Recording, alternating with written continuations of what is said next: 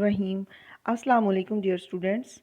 आज जो है हमारा टॉपिक जो है वो equilibrium of the firm under perfect competition in the long run. तो स्टूडेंट्स, मुकम्मल मुकाबले के बारे में पिछली वीडियोस में मैंने तफसील से एक्सप्लेन किया है कि हमारा जो है परफेक्ट कंपटीशन क्या होता है, और उससे नेक्स्ट वीडियो में हमने शॉर्ट टाइम पीरियड या कलील अरसा जो है वो क्या होता है, उसके फ़ीचर्स और उसकी खसूसियात उनको भी एक्सप्लेन किया है। अब इस टॉपिक में हम लॉन्ग रन या लॉन्ग टाइम पीरियड और तवील अरसे का ज़िक्र जो है वो करेंगे। इसमें हम फर्मों का तवाज़ुन जो है देखेंगे कि under perfect competition in the long run में फ़र्म का तवाज़ुन कैसे होगा। तो अरसा तवील जो है इसके बारे में जानने के लिए ये कुछ मालूमात है जिसका हमें स्टडी करना बहुत ज़रूरी है कि लॉन्ग रन कैसा टाइम पीरियड होता है। ये ऐसा वक्त होता है जिसमें किसी भी सनत में फ़र्में जो हैं फ्रीली एंटर भी हो सकती हैं और फ्रीली एग्ज़िट भी हो सकती हैं, यानी दाखिल भी हो सकती हैं इस टाइम पीरियड में फ़र्में और छोड़कर भी जा सकती हैं। ये लॉन्ग टाइम पीरियड होता है, यानी 5 इयर्स तक जो है ये टाइम पीरियड होता है, जिसमें फ़र्म जो है वो अपने साइज़ में कमी बेशी कर सकती है। अगर तलब बढ़ जाए, तलब जो है लोग बढ़ा दें अपनी उस प्रोडक्ट के लिए, तो फर्में जो हैं वो किस तरह जो है वो प्रोडक्शन को इंक्रीज़ करती हैं लॉन्ग टाइम पीरियड के अंदर। मुतग़य्यर आमलीन पैदाइश जो होंगे या वेरिएबल फैक्टर्स ऑफ प्रोडक्शन होंगे, उनकी मज़ीद इकाइयाँ जो होंगी वो कारोबार में लगा सकते हैं। इस तरीके से अगर तलब बढ़ी हुई होगी तो बढ़ी हुई तलब को वो फर्में जो हैं वो अपनी पैदावार बढ़ाकर और मुअय्यन जो फिक्स्ड फैक्टर हैं उनको कारोबार में लगाएंगे, और इसके साथ साथ वो जो है वो वेरिएबल फैक्टर्स जो होंगे उनको भी तब्दील कर सकेंगे। जैसे कि कारखाने की इमारत वगैरह है उसमें तोसी कर लेंगे या मशीनों की तादाद में इजाफ़ा करेंगे। इसके साथ साथ जो होगा वो अपने जो लेबरर्स होंगे उनकी तादाद में इजाफ़ा करेंगे और उजरतों में भी। इस तरीके से ये सब फैक्टर्स ऑफ प्रोडक्शन जो कि मुतग़य्यर होते हैं उनको तब्दील कर लेंगे इस लॉन्ग टाइम पीरियड के अंदर और उस बढ़ी हुई तलब को पूरा कर लेंगे। इस तरीके से जो लॉन्ग टाइम पीरियड होगा उसमें फर्में जब फ्रीली एंटर और एग्ज़िट हो रही होंगी, फ्रीली आ जा सकेंगी, तो बढ़ी हुई तलब जो है वो सब फर्में मिलकर जो है प्रोडक्शन करेंगी और इस तरीके से रसद भी बढ़ जाएगी। रसद बढ़ेगी तो जो है वो तलब पूरी हो जाएगी, लेकिन जो है वो मुनाफे जो हैं वो कम हो जाएंगे। इस वजह से जो लॉन्ग टाइम पीरियड है इसमें फर्में जो हैं वो मामूली मुनाफा कमा रही होती हैं, क्योंकि जो ईज़िली जो है एंटर और एग्ज़िट होती हैं फर्में, तो इस वजह से सब फर्मों के मुनाफे जो हैं वो जो है वो मामूली होते हैं।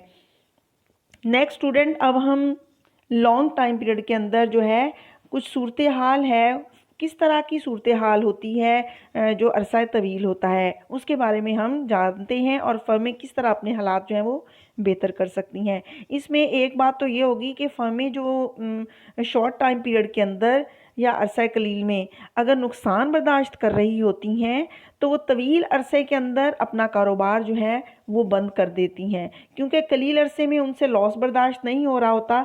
तो तवील अरसे में तो फर्में ईज़िली एंटर और एग्ज़िट हो रही होंगी, तो वो किसी तरह भी उनको कम्पीट नहीं कर सकेंगे। इस तरह लंबे अरसे तक बहुत ज़्यादा नुकसान बर्दाश्त करना इनके बस में नहीं होता। इसलिए नेक्स्ट जो तवील अरसा होगा इसके अंदर जो है जो फर्में अरसा कलील में शॉर्ट टाइम पीरियड में मामूली नुकसान उठा रही होती हैं वो या तो अपने हालात जो है वो बेहतर कर लेती हैं, मामूली मुनाफा कमाने के काबिल हो जाती हैं लॉन्ग टाइम पीरियड में, या अगर उन्हें बहुत ज़्यादा नुकसान हो रहा होता है इसकी वजह से फिर वो कारोबार को छोड़कर भी चली जाती हैं, कारोबार को बंद भी कर देती हैं। इसके अलावा हमारा जो है एक और पॉइंट तवील अरसे में जो सूरत हाल होगी फर्मों को, वो ये भी हो सकता है कि फ़र्मों के मुनाफे भी कम हो जाते हैं। ज़ाहिर बात है, हमने पीछे डिस्कस किया था कि जब तवील अरसा होता है तो फर्में फ्रीली एंटर और एग्ज़िट हो सकती हैं। इस वजह से फ्रीली फर्मों के एंटर और एग्ज़िट होने से तमाम फर्मों के मुनाफे ऑलमोस्ट जो है वो कम होते हैं, मुनाफे जो हैं जब कम होते हैं क्योंकि कारोबार में नई फर्में एंटर हो जाती हैं, ताहम तवील अरसे में फर्में जो हैं वो मामूली मुनाफा की सूरत हाल में ही तवाज़ुन हासिल करती हैं, यानी एबनॉर्मल प्रॉफिट नहीं होता, बहुत कम होता है। ये जो पहला पॉइंट है इसके अंदर हम जो है वो इस सूरत हाल को वाज़े करने जा रहे हैं कि तवील अरसे में जो फर्में होती हैं उनकी जो प्राइसेस होती हैं और उनके जो एवरेज रेवेन्यू हैं वो बराबर होंगे, यानी price is equal to average revenue और इज़ इक्वल टू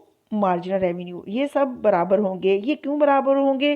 क्योंकि कोई भी फर्म जो होगी अपने इनफरादी अमल से जो है वो कीमत को मुतासिर नहीं कर सकती, तो इसलिए जो है जो इनके जो एवरेज कॉस्ट है और जो मार्जिनल कॉस्ट है लॉन्ग रन के अंदर वो भी बराबर होगी।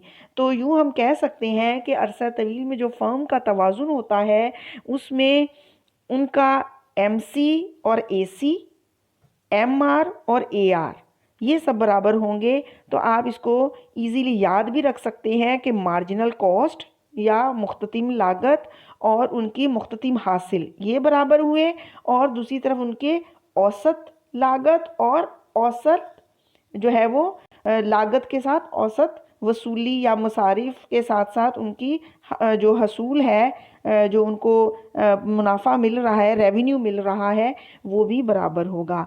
इस तरीके से L M C is equal to M R is equal to L A C is equal to A R, ये सब आपस में बराबर होंगे।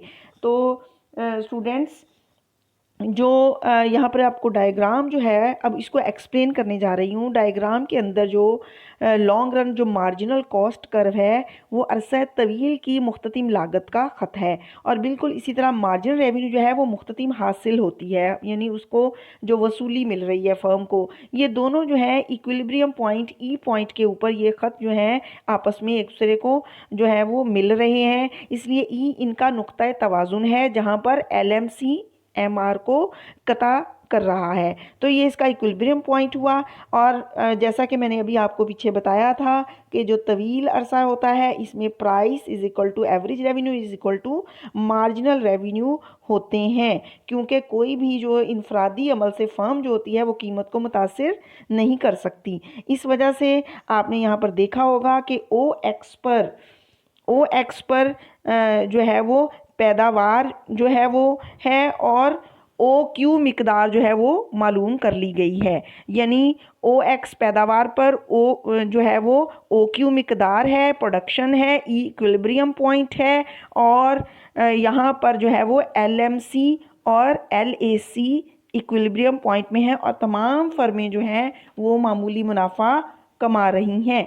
और यहाँ पर स्टूडेंट्स आप देख रहे होंगे कुल हासिल और कुल लागत भी बराबर हैं, यानी अभी पीछे जो डायग्राम आपने देखा इसमें इक्विलिब्रियम पॉइंट एक ही था जहाँ पर एलएमसी और एलएमआर जो थे वो मिल रहे थे, यानी ओ क्यू ई पी बराबर है ओ क्यू ई पी के, यानी कुल हासिल भी वही है और कुल लागत भी वही है, और वही हमारा इक्विलिब्रियम पॉइंट है। तो अरसा तवील में हर फर्म जो है वो क्या करी है, मामूली मुनाफा कमा सकती है। जब तमाम फर्मों की जो लागत है या कॉस्ट है वो बराबर हो, तो ये कब मुमकिन होता है कि तमाम फर्मों के जो है वो मसारिफ एक जैसे हो जाएं और हर फर्म जो है वो मामूली मुनाफा भी कमा रही हो, क्योंकि हमने अभी ई पॉइंट पर देखा था कि तमाम फर्में जो हैं उनकी कॉस्ट बराबर आ रही है ई पॉइंट पर, और हर फर्म जो है वो मामूली मुनाफा कमा रही है। और ये उसी वक्त मुमकिन होता है जब तमाम आमलीन पैदाइश जो होते हैं, फैक्टर्स ऑफ प्रोडक्शन जो कि आपको पता है लैंड लेबर कैपिटल ऑर्गेनाइजेशन है, ये सारे आमलीन पैदाइश जो कि एक फर्में जो हैं लॉन्ग टाइम पीरियड में यूज़ कर रही हैं वो होमोजीनियस हों। होमोजीनियस का मतलब कि वो यकसा हों, एक जैसी हों, और ये उसी वक्त फिर मुमकिन होता है। तो कॉस्ट भी उनके तभी बराबर होती है जब फैक्टर्स ऑफ प्रोडक्शन बराबर होते हैं, इसलिए हर आमले पैदाइश की कीमत जो है वो यकसा होती है। तमाम फर्में तवील अरसे में उस फैक्टर ऑफ प्रोडक्शन को यूज़ कर रही होती हैं, उनके खर्चे बराबर होते हैं, लागत बराबर होती है, इसलिए मुनाफे भी बराबर होते हैं। इसलिए हर फर्म जो है वो ओ क्यू क्वान्टिटी या म्यारी मिकदार जो है वही पैदा कर रही होती है, और इसलिए उनके औसत मसारिफ भी कम से कम होते हैं, शे की कीमत भी जो है वो कम जो होती है, इसी वजह से किसी फर्म को खसारे का सामना नहीं होता। लेकिन स्टूडेंट्स आपने देखा होगा कि ये सब अमली तौर पर पॉसिबल नहीं होता। तो ये सब फर्मों के जो है आमलीन जो है, आमलीन पैदाइश जो है होमोजीनियस हो, ये सब हमें अमली तौर पर नज़र नहीं आता।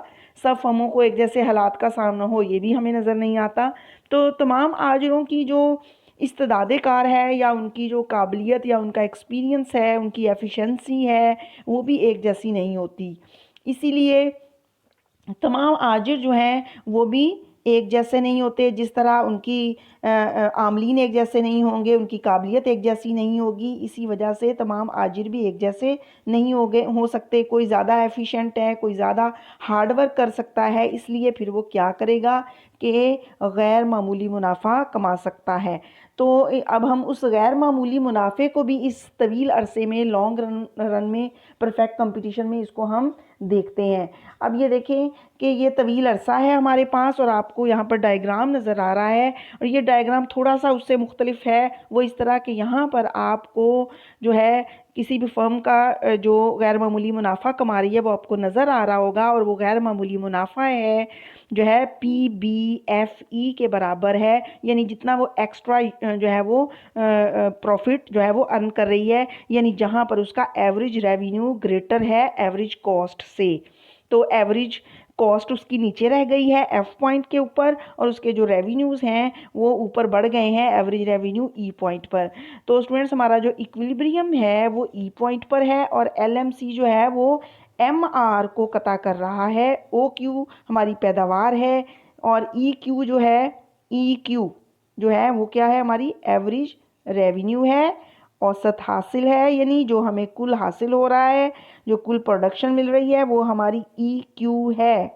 ऊपर से नीचे तक आपको नज़र आ रहा होगा। और जो FQ है उससे नीचे वाला पॉइंट, FQ जो है वो हमारी लागत है, औसत लागत, यानी एवरेज कॉस्ट। इसका मतलब है QF हमारी लागत हुई, और इसको माइनस कर देंगे इसमें से, तो हमारा जो ऊपर जो बच रहा है हमारी लागत में से, जो हमारा FE के दरमियान है, वो हमारा जो है वो मुनाफा है। तो टोटल हमें एक्स्ट्रा यूनिट जो है सेल करने से जो प्रॉफिट हो रहा है वो हमारा PBFE के बराबर है। मार्जिनल का मतलब स्टूडेंट्स हमेशा जो अजाफी चीज़ होती है, अगर तो मार्जिनल रेवेन्यू हो तो इसका मतलब है कि अजाफी वसूली या अजाफी आमदनी हासिल हो रही है, और अगर MC हो तो इसका मतलब है कि वो एक्स्ट्रा कॉस्ट आ रही है, जो कि आप मज़ीद यूनिट्स जो है वो मार्केट में सेल कर रहे हैं या मज़ीद यूनिट्स पैदा कर रहे हैं। तो इसलिए जो है आप जो है आपका LAC नीचे है और LMC ऊपर है, जो मज़ीद आपने पैदा किए यूनिट। तो E हमारा इक्विलिब्रियम पॉइंट है, और EF जो है वो हमारा जो है वो प्रॉफिट है। तो स्टूडेंट्स आपने यहाँ पर देखा कि किस तरह पीछे वाले जो टॉपिक में था हमारी कुल लागत और कुल हासिल बिल्कुल बराबर आ रहा था, OQ EP दोनों बराबर थे, लेकिन यहाँ पर हमारा बराबर नहीं है। हमारा जो एवरेज रेवेन्यू है वो ग्रेटर है एवरेज कॉस्ट से। इस तरीके से तवील अरसे में आपने उन फर्मों को भी देखा जो कि गैर मामूली मुनाफा कमा रही हैं, और वो क्यों कमा रही हैं, क्यों उनके ऑर्गेनाइज़र या उनके आजिर जो हैं वो एफिशिएंट ऑर्गेनाइज़र हैं। इस वजह से उनकी इस्तेदाद में, काबिलियत में फ़र्क है, और हालांकि तमाम आमलीन पैदाइश भी होमोजीनियस हैं। तो इस वजह से लॉन्ग रन में भी फर्में जो हैं वो गैर मामूली मुनाफा कमा सकती हैं। ओके स्टूडेंट्स, अब हमारा लेक्चर दी एंड होता है। Thank you. अल्लाह हाफिज़।